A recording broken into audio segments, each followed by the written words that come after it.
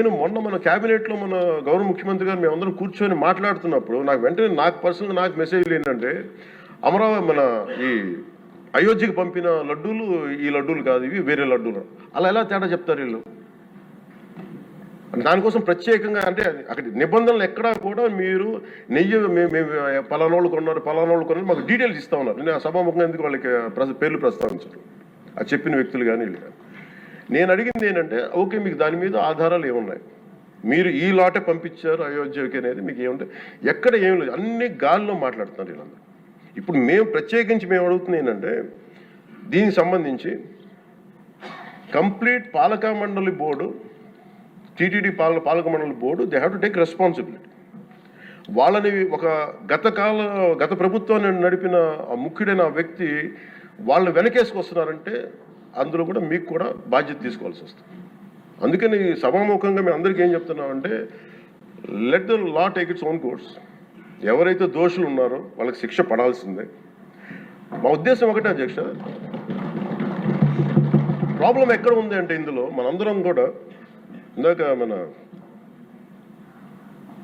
గౌరవ సభ్యులు మాట్లాడతా నెల్లూరుకు సంబంధించి సోమిరెడ్డి గారు మాట్లాడతా దర్గా కానీ మన కశ్మూర్ దర్గా గురించి వీటన్నిటి మాట్లాడుతూ ఉంటే బేసిక్గా నేను కూడా నెల్లూరులో పెరిగాను కాబట్టి నేను అర్థం చేసుకోగలను. అది ఎక్కడా కూడా వేరే మతాలను కించపరచడం అనేది తెలియదు అది ఈ దేశం.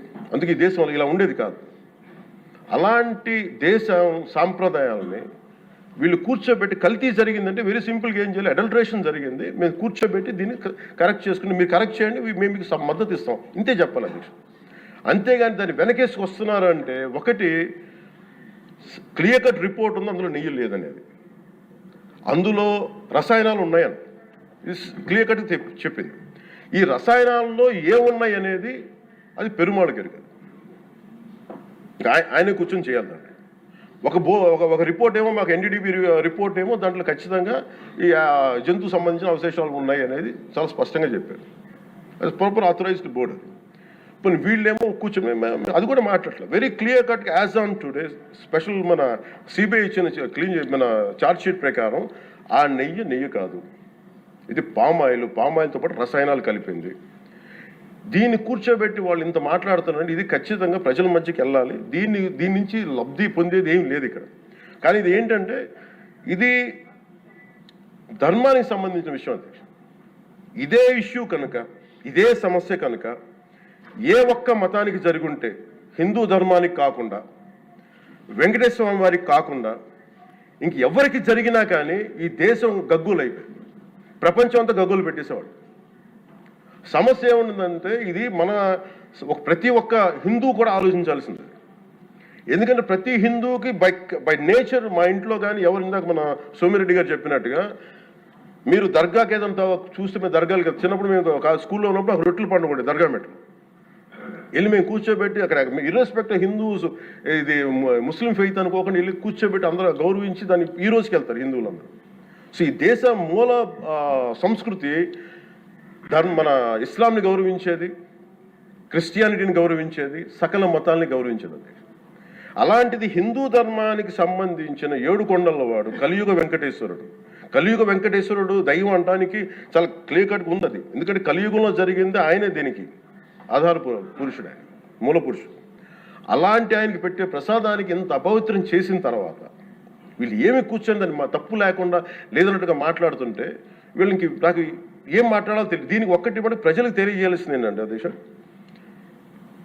ఇదే వేరే ఇస్లాంకి జరిగిన, క్రిస్టియానిటీకి జరిగిన, జీసస్ క్రైస్ట్కి జరిగిన, మహమ్మద్ ప్రవక్తకి జరిగిన, అల్లాకి జరిగిన ఇలా ఉండేది కదా అధ్యక్ష. వాళ్ళు ఆ రోజు మన కౌన్సిల్లో కూడా అలా పటాలు తీసుకొచ్చేవాళ్ళు వేరే ఏ దేవత అయితే.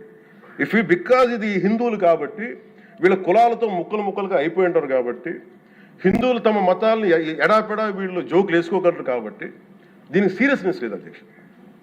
Before blaming anybody else, every Hindu has to take a responsibility for this, every Hindu. ఎందుకంటే మన ఇస్లాంని మనం ఎందుకంత కూర్చోబెట్టంత వాళ్ళు గౌరవించే విధానం చూస్తే నిజంగా మరే మనం హిందూ ధర్మాన్ని పాటిస్తే మనం గౌరవించుకోలేమో అనిపిస్తుంది మనకి. అది మిగతా మతాలను చూసి నేర్చుకోవాలి అధ్యక్ష. వీళ్ళకి ఏముంది, వీళ్ళు ఇంత మాట్లాడుతున్నారు తిరుపతి లడ్డు మీద. నిజంగా వీళ్ళు కనుక మాట్లాడితే, అదే వేరే మతం గురించి ఎందుకు మాట్లాడరంటే ఓట్లు పోతాయి అధ్యక్ష. హిందువుల ఓట్లు చాలా ఈజీగా ముక్కలు కులాలను చేసి పెట్టేసి పోతాయి. ఆ వెంకటేశ్వరం కాబట్టి శివుడు ఉంటాడు, శివుడు కాబట్టి అమ్మవారు ఉంటాడు, ఈజీ అలాగే. ఈ నైజం జనాల్లో మారినంత కాలం ఇలాంటివి జరుగుతూనే ఉంటుంది అధ్యక్ష. వీళ్ళు ఇలాగే మాట్లాడుతూనే ఉంటారు. ఇది లోపల నుంచి మనందరం కదలాలి. ఇర్రెస్పెక్ట్ ఆఫ్ పార్టీస్. నేను వైసీపీలో ఇప్పుడు రాని వైసీపీ నాయకులు కూడా అడుగుతున్నాను, వాళ్ళ పద్ధతిదారులు కూడా చెప్తున్నాను ఈ సభాముఖం. మీరు ఎవరన్నా సరే రేపొద్దున్న నుంచి మీరు వెళ్ళి తిరుమలలో వెంకటేశ్వర స్వామిని దర్శించుకున్నప్పుడు, ఆ నిలువెత్తు స్వామివారిని చూసినప్పుడు మీకు గిల్ట్ కలగకపోతే మీరు చూడండి.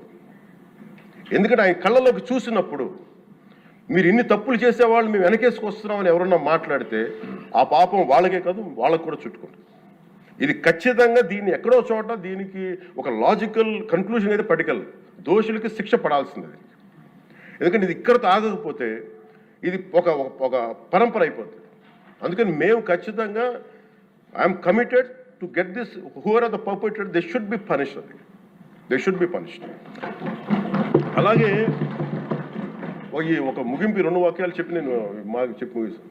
మొన్న మధ్య నేను ఆముక్తమాలి చదువుతున్నప్పుడు 218వ పద్యం, దాంట్లో ఆయన చెప్పింది ప్రత్యేకించి ఆయన రాసిన ఈ